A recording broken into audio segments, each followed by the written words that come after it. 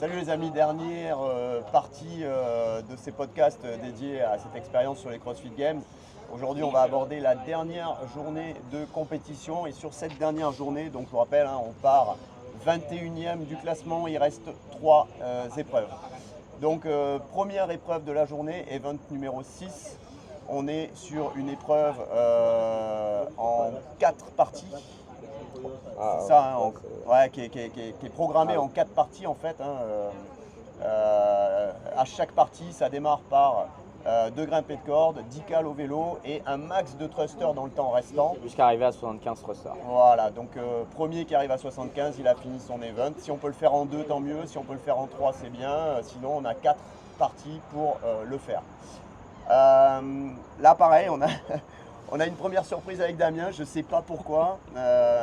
Tout le WOD, on l'a analysé, on l'a testé, etc. Et nous, dans notre tête, c'était 10 cales au vélo, 2 grimpées de corde, max thruster. Et là, quand on regarde les hits juste avant Tom, on se rend compte que finalement, ça commence pas par le vélo, mais ça commence par les grimpées de corde. Et là, vraiment, on se dit, putain, mais faut qu'on le prévienne parce que à cause du départ du sled qui était un peu mou la veille, il va partir 3-2-1 go direct sur le vélo alors que c'est du grimpé de corde. Et là, on a très peur. Et dans les gradins, on commence à stresser. Et comment on peut le prévenir? Parce que lui, il est en zone athlète, on ne peut plus y accéder. Et nous, on est dans les gradins. Ouais, c'est vrai que là, pour le coup, grosse erreur de notre part. Et donc, donc au final, Seth me dit, va essayer de le prévenir à la sortie. Donc, je fais le contour du truc, j'essaye de me placer dans un coin où je vais pouvoir lui donner cette information qui est quand même très importante, si on avait peur d'un départ sprint. Et puis il sort à l'annonce, il sort du couloir pour rentrer dans l'arène. Et là, je sais que je le croise vite fait à distance et je lui dis Tom, ça commence pas par l'éco-bike, ça commence par le grimpé de corde. Il me regarde du coin de l'œil, t'inquiète pas. Donc là, j'ai vu dans son regard que ça y est, là c'était la dernière journée, il avait enclenché. Donc je ne me faisais pas trop de soucis pour ce WOD là. Et au final, après, il part sur son WOD. Ouais, du coup, moi, l'échauffement, je me sentais bien. On avait vraiment les jambes mortes quand même. Les jambes, elles avaient bien ramassé de la première journée, de la deuxième journée. Donc la troisième journée, ça allait être vraiment celui qui a le mental de continuer. Il y en a qui s'étaient blessés dans les 2 premiers jours. Donc moi, je sentais que j'étais sain, j'étais bien. Au niveau mental, je sentais que j'avais les jambes mortes, mais j'étais prêt à tout donner sur la dernière journée. Quand je me chauffais pas trop en vrai, on va dire, j'ai fait monter un peu le cardio, tout, mais je voulais vraiment, on va dire, échauffer le mental. Du coup, je voyais tous, ils étaient en train d'écouter de la musique à fond, choses comme ça. Moi, j'ai juste mis mes AirPods, je me suis mis dans ma bulle, écouter de la musique un peu tranquille. Je me suis mis un peu en retrait, j'étais avec un peu les ostéos, les choses comme ça, ou le staff un peu médical. Je leur ai demandé si je pouvais prendre une chaise. Et on peut voir un peu des photos où je suis un peu comme ça, où je pense. Et c'était vraiment, au début, je pensais à ma famille, des choses comme ça, me dire que je n'étais pas seul pendant le WOD, aussi tous les soutiens qu'on m'a apportés, des gens de Coconut ou tous les gens de Wake aussi. Donc je pensais vraiment à ça à chaque fois. Et puis c'est surtout de me dire, tu vas faire un truc que t'aimes, quoi. Tu vas faire du CrossFit. Tu vas être dans une grande arène, tu es avec des mecs que tu aimes bien, tu vas faire des WOD super, prends du plaisir, quoi. Et là où j'avais la pression, j'avais le visage un peu fermé, dès que j'ai pensé à prendre du plaisir, mais j'étais content d'y aller et tout. Ils nous appellent, on fait le briefing, tout le monde est un peu énervé parce qu'on va faire de l'éco-bike, du thruster, on va se la mettre, quoi. C'est vraiment, on va partir fort. Moi, je suis tranquille. Je pense toujours aux mêmes choses, famille, Coconut CrossFit, prendre du plaisir. Je pars. Là, je vois Damien qui m'appelle, qui me dit ça commence par les rope climb, eco-bike et après c'est thruster. Ça m'a rien fait, je me suis dit ça change rien à mon WOD, je vais quand même les péter. Je pars. Il faut savoir qu'à l'échauffement, j'arrivais pas à mettre bien mes pieds à la corde, mes pieds ils glissaient. Je me suis dit c'est pas grave, va falloir aviser. On part, et là, mes pieds ils glissent un peu. Et là, je me suis dit, vas-y, on envoie un gros bœuf. Je chope limite en legless, bam, bam, bam, frappe la poutre. Ok, ça part. Je redescends direct et je remonte. Et en fait, je vois que les autres, ils prennent du temps entre leurs 2 rope climb. Là, je me dis, ah ouais, ils sont quand même un peu fatigués. je remonte, je touche et moi je cours direct à mon assaut bike. Sur assaut bike, je sais que c'est un point fort, donc je prenais mon temps et je me fatiguais pas trop et j'étais dans leur rythme. Et après, je partais sur les thrusters et j'étais vraiment bien. Et je crois que je finis deuxième de mon hit sur celui-là, derrière Denis. Donc franchement, je suis très content. Denis, c'est un gros mec sur les thrusters aussi, donc vraiment cool. Un peu hypé après cet event. On peut voir les photos un peu où je suis un peu comme ça, je crie, des photos un peu iconiques, donc vraiment, vraiment cool. Fait un peu le showman après tout ça. Ouais. Vraiment cool parce que je me dis, ah vas-y, là je suis dedans. Et là dans mon mental c'était, allez, première case cochée, on envoie. Maintenant on redescend un peu au niveau pression, on essaye un peu de dormir, manger. Je vais voir un peu l'ostéo qui me suivait. Alors, à la suite de cette épreuve, donc Ouais. deuxième du hit. Deuxième du hit et au général sur cette épreuve je fais 9e. Donc vraiment bien parce que c'est mon meilleur résultat sur la compète. Donc là je me dis ok, on est dans un bon truc, on va garder ça. Et du coup au général je crois que je passe à la 19e place. Mais l'écart entre la 19e place et la 13e place c'est genre 10 points. Donc Ouais, là c'est vraiment serré. Là, il y a vraiment quelque chose à jouer, d'autant plus que là, va venir s'intercaler avant la dernière épreuve, la fameuse épreuve des dead balls qui, elle, avait été annulée sur la première journée et qui arrive là. Et là, on vient de faire une épreuve de bike thruster, donc vous imaginez bien l'impact sur les jambes. Les jambes étaient vraiment mortes, mais le mental était là. Donc les jambes, au fur et à mesure que le mental reprenait, les jambes se détendaient. Donc vraiment cool. Au niveau du deuxième event de la journée, squat clean avec un dead ball de 150 livres. Donc c'est vraiment lourd, hein. C'est compliqué, hein. Dans les autres catégories, il y en a qui ont fait en touch and go. Nous, c'était impossible de faire en touch and go, hein. À moins de se péter le dos ou même d'aller rater tes reps. Donc valait mieux assurer. Mais même sur la première journée, hein, Damien, tu disais, on avait vu les 18-22 ans qui ont d'autres gabarits quand même. Hein. Ils n'étaient pas super Ça sereins. partait fort, en fait on avait analysé que ça partait fort et puis que le peu de temps qu'ils avaient gagné entre un touch and go et la fin qui, avec tous les échecs et tout, au final ça se compensait, donc valait mieux partir dans un rythme on va dire moyen et essayer de tenir ce rythme là jusqu'au bout. Voilà, moi la seule chose sur laquelle je me concentrais, c'était vraiment la technique. Je pensais pas au cardio ni à l'intensité que j'allais mettre. Je me suis dit, si je rate pas des reps, je serai dans un bon classement quand même. Ou même si je fais pas un bon classement, au moins je serai propre sur mes reps et je risque pas de me blesser.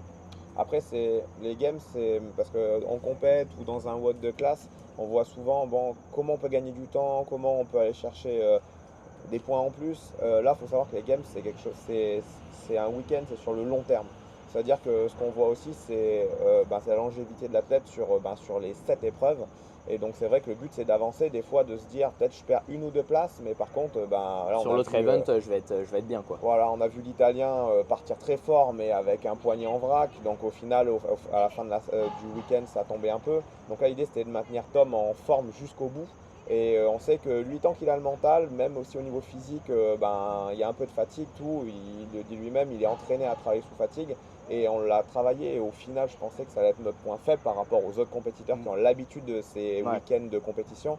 Et au final, je pense qu'on est parmi la team qui a le mieux géré ça. On voyait des gros échauffements pour arriver à 100% sur les WOD. Nous, on limitait ça justement pour que le dimanche, le fait de ne pas s'échauffer pendant 40 minutes avant, de ne pas faire des cinquantaines de reps, et au final ça nous permet de garder un peu de jus pour la fin du week-end. Et je pense que c'est ce qui a aussi fait en partie notre force. La force sur les derniers WOD où il va pouvoir s'exprimer beaucoup plus que les autres. Voilà, donc là t'enchaînes tes dead balls. J'enchaîne mes dead balls, mais vraiment par contre là il nous appelle. Pareil, je m'étais mis mentalement, j'ai refait la même routine mentale. Je me suis posé sur une chaise, repensé à tout.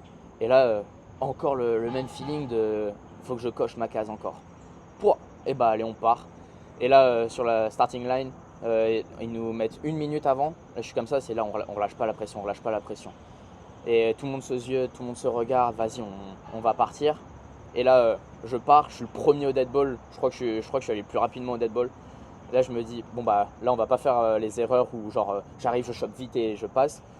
Je suis allé le premier au dead ball, je place bien mes mains et là tu te concentres sur 20 reps techniques. Bam, oh ça passe, hop ça passe. Et là, pendant 20 reps, super technique, super. Et en fait, je fais les 15 premières reps à un bon rythme et les 5 autres reps, on va pas dire que je ralentis le rythme, mais je me concentre encore plus sur mes reps. Et en fait, c'est là où tous les autres, ils faisaient leur échec. Ils sont partis sur des gros rythmes et en fait, après, ils n'arrivaient plus à tirer le dead ball.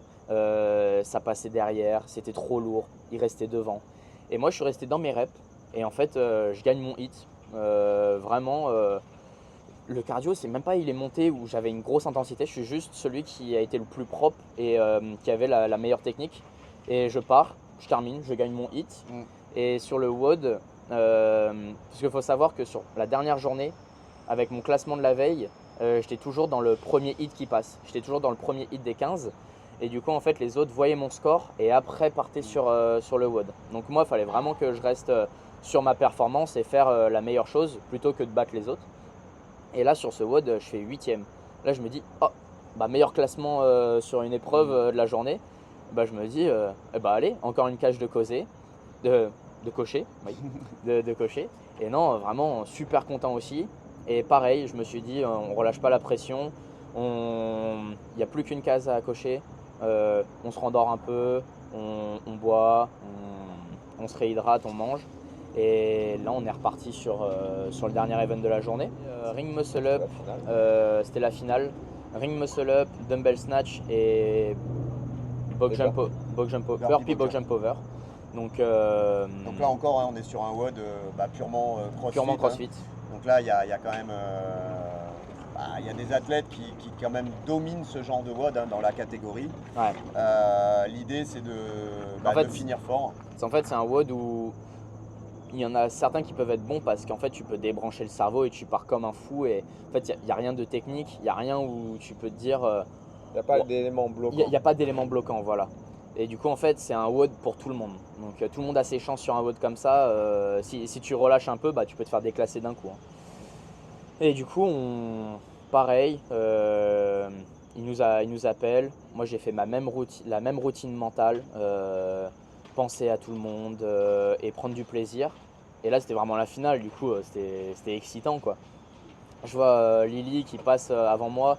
Elle passe, elle me dit, tu vas vraiment t'amuser, c'est vraiment cool. Donc, allez, on part. Tu avais le droit parce que les anneaux, ils étaient vraiment hauts. Du coup, tu avais le droit à quelqu'un pour te monter, pour te mettre sur les anneaux. Moi, je me suis dit, j'ai besoin de personne. On va dire, je suis assez grand pour prendre. Mais en fait, il y en a un, il faisait 1m90. Il chopait les anneaux comme ça. En fait, il est venu avec son père, genre qui lui donnait des conseils pendant le truc. Du coup, moi, je suis parti en mode hop, Warrior, on s'en fiche, c'est notre performance. Et non, vraiment cool. Hein, je sais que j'étais très propre sur ma gymnastique, sur les rings muscle up. On m'a fait beaucoup de compliments sur mes rings. On m'a demandé si j'étais une gymnaste ou des choses comme ça. Du coup, j'étais vraiment fier de ça. Après, dumbbell snatch et burpee box jump over, c'est du basique. Donc vraiment, tu prends un rythme et tu relâches pas. Et non, franchement, super. Moi, j'ai adoré. Je crois que je finis 4ème de mon hit. Et après, 8ème au général. Et en fait, il y en a plein qui n'ont pas terminé le WOD. Je crois que le cardio, il montait trop haut, où ils n'avaient plus de QI, ils n'avaient plus rien. Et moi, franchement, je termine le WOD. J'étais vraiment super content de ma perf parce que j'ai géré de A à Z et j'ai bien accéléré au moment où il fallait. Donc vraiment, je suis vraiment content de ces WOD-là. Et ouais, au général, 8ème aussi. Donc encore une des meilleures performances de la compète. Donc je suis vraiment heureux de la façon dans laquelle j'ai mis l'intensité et l'intention de faire mon WOD. J'étais vraiment, je vais chercher et me prouver aussi des choses à moi-même pour montrer que même si je suis fatigué ou j'ai un gros stress, que j'aime ça et que j'adore la compète en fait. Ouais, voilà, donc ce qui clôture ces premiers CrossFit Games pour Tom, avec une très belle 7ème place mondiale. Ouais. Donc là, on pouvait pas… On a fait une grosse remontada sur la dernière journée. Ouais, vraiment. Super dernière journée. En plus, c'était super cool parce que moi, j'ai appris ma 7ème place quand on était pendant la cérémonie sur le floor. Je suis en train de prendre des photos avec tous les autres athlètes, on s'amuse bien, on discute. On peut enfin, on va dire, en fait, il y en a plein qui ont relâché la pression. Et en fait, qui se sont ouverts à nous. Et là, je sais que je discute avec eux sur Instagram alors qu'on n'a pas du tout discuté pendant la compétition. Mais parce que les mecs, ils voyaient que même s'ils étaient dans la pression, moi j'arrivais, j'étais vraiment super cool. Tu vois, j'arrivais, check, machin, j'espère que tu vas bien réussir pendant ce WOD. Donc non, vraiment, j'étais sur le floor avec les 2 autres Australiens de la compétition. Nous, on se fait appeler maintenant les Pacific Bros parce que on vient du Pacifique tous les 3. Donc c'était vraiment, vraiment cool. Et là, je vois Ced et Damien qui sont comme ça. 7, 7, 7. Moi, je fais pourquoi 7? Mais t'es 7ème. Pouah, comme ça, super cool, vraiment super content. Donc vraiment des beaux souvenirs de compétition. Et ça donne vraiment envie de refaire de la compétition, on va dire, à haut niveau et d'essayer d'atteindre l'objectif d'être élite. Donc non, vraiment, je suis vraiment content de ce week-end. Ouais, super expérience. Donc ça se termine avec la cérémonie de clôture, la remise des récompenses, les podiums, etc. Et suite à ça, New York. suite à ça, on laisse évidemment le temps à Tom de partager ses derniers moments avec tous les athlètes, les juges, tous les bénévoles, etc. Et c'est vrai que moi personnellement, ce que je retiendrai de ce week-end et de cette aventure, c'est surtout l'expérience humaine. On a rencontré, que ce soit les athlètes, que ce soit même les autres coachs. Avec Damien, on a beaucoup échangé avec les autres coachs. On a rencontré avec les bénévoles aussi, c'était vraiment génial. On a rencontré des figures du CrossFit, je pense notamment à Alain Bosman, qui est vraiment le head judge du CrossFit. On a rencontré Michel Letendre, pas mal de personnes très très connues du milieu, avec qui on a pu avoir des discussions. C'est des gens très humbles qui prennent le temps et ouais, je pense que vraiment ce qui va ressortir pour moi de ce week-end, c'est vraiment le côté, cette aventure et cette expérience humaine. Vraiment, et puis évidemment, ce qu'on a vécu tous les 3 ensemble, les émotions, on les a vécues. Et puis même depuis 3 ans, moi je sais que j'avais une grosse pression depuis 3 ans parce que là c'était ma dernière aussi. Là c'était ma dernière année cette année, donc je sais que j'étais vraiment stressé depuis les Open, quart, demi, j'arrivais pas à m'exprimer sur mes WOD, beaucoup de stress, du mal à prendre du plaisir, mais heureusement j'ai été bien entouré et je sentais que quand j'étais aux Games, j'étais vraiment serein parce que je savais qu'on était passé par le pire et là il n'y avait que le meilleur qui restait à venir. Au niveau de l'expérience humaine, moi je sais que la perf ça va rester dans ma tête, mais au-delà là, j'ai sympathisé avec les gens qui faisaient la maintenance. L'organisation, les bénévoles. Ouais, l'organisation, les bénévoles, tous ceux qui mettaient en place les racks, les dumbbells.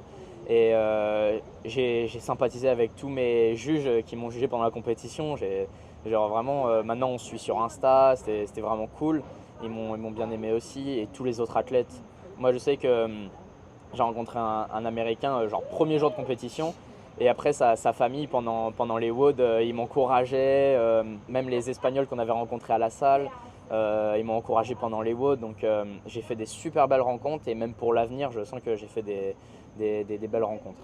Et toi, Dame, ton retour d'expérience?